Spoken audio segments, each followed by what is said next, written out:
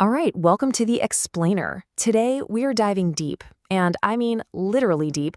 We're going to explore the physical backbone of our entire digital world, this hidden superhighway of cables that's just sitting there on the ocean floor.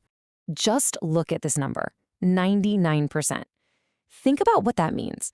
99% of all international internet traffic, yeah, from this very Explainer you're watching right now to your video calls, even your family's WhatsApp group, all of it is traveling through this secret network of undersea cables.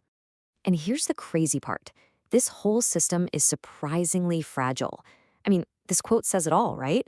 If just one of these submarine cables breaks, the internet for entire countries can slow to a crawl. Our entire modern way of life, it turns out, depends completely on these wires. So that begs the question, how does this vast underwater network actually work? How does a simple message get from your phone, travel across a whole ocean, and hit a server on another continent in seconds? Well, today, we're going to plunge right into the depths and find out. We're going to uncover the engineering marvel that powers our entire connected world. Okay, so before we get into all the cool tech, we really need to wrap our heads around the sheer scale of this thing. We're not talking about a small network. We're talking about a global superhighway that literally wraps around the entire planet.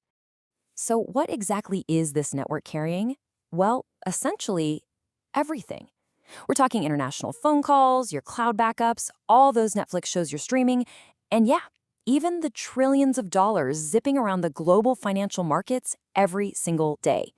You could say this network is pretty much the central nervous system of the modern global economy and our social lives.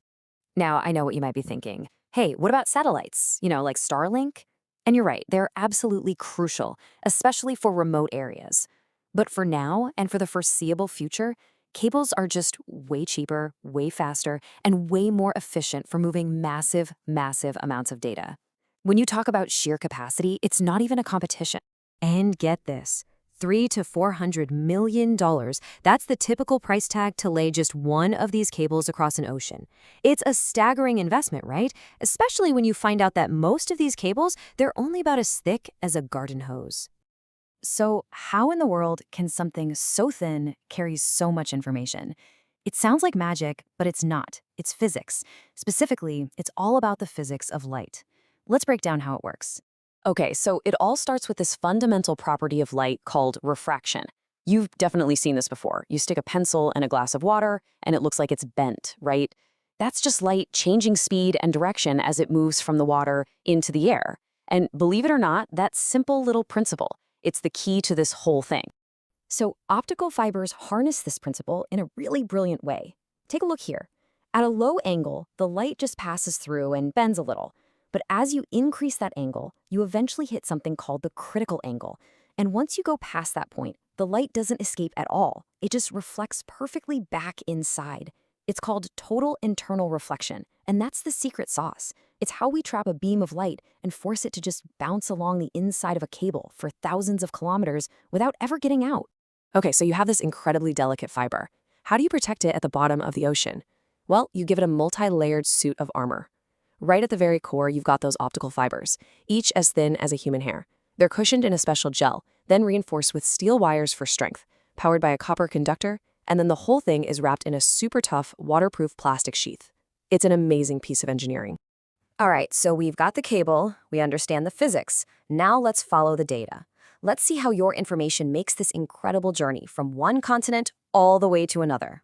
It all starts at a facility called a landing station. Here, your message, let's say it's just the word hello, gets converted from an electrical signal into a unique sequence of light flashes.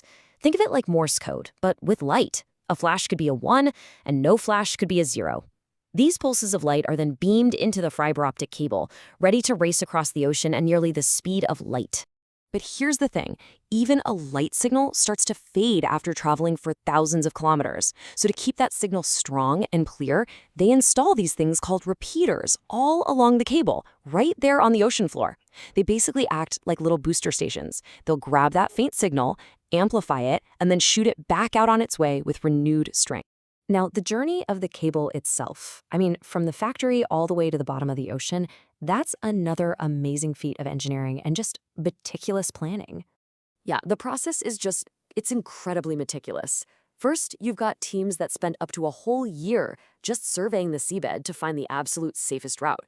Then a specialized ship comes in, loads thousands of kilometers of this cable, and just slowly spools it out. And near the coast, where the risks from things like anchors and fishing are much higher, a special plow actually carves a trench and buries the cable right under the seabed for extra protection. And that protection is absolutely crucial because the dangers down there are constant. Now, you might be thinking sharks, right? And yeah, that has happened, but it's super rare. The vast majority of problems, of disruptions, actually come from human carelessness. We're talking fishing trawlers and ship anchors. Those are the biggest culprits by far, along with natural stuff like earthquakes and underwater mudslides. And beyond just accidental damage, there's also the human threat.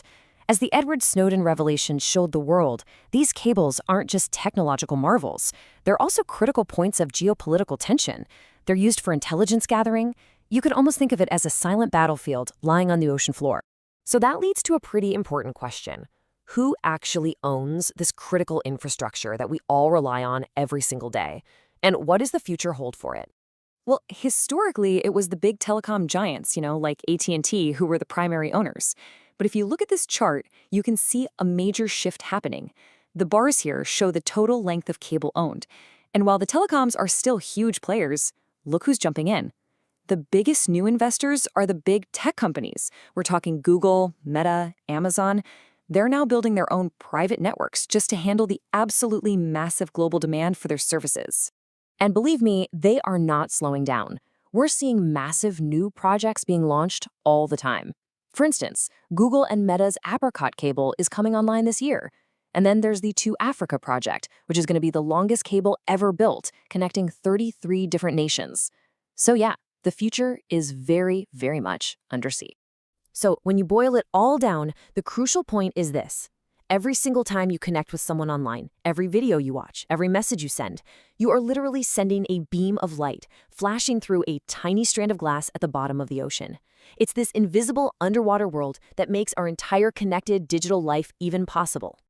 It kind of makes you think differently about that next click, doesn't it? This invisible, very physical reality of our digital world. So did you have any idea the internet was so, underwater? Let us know what you think. And as always, thanks for joining us on The Explainer.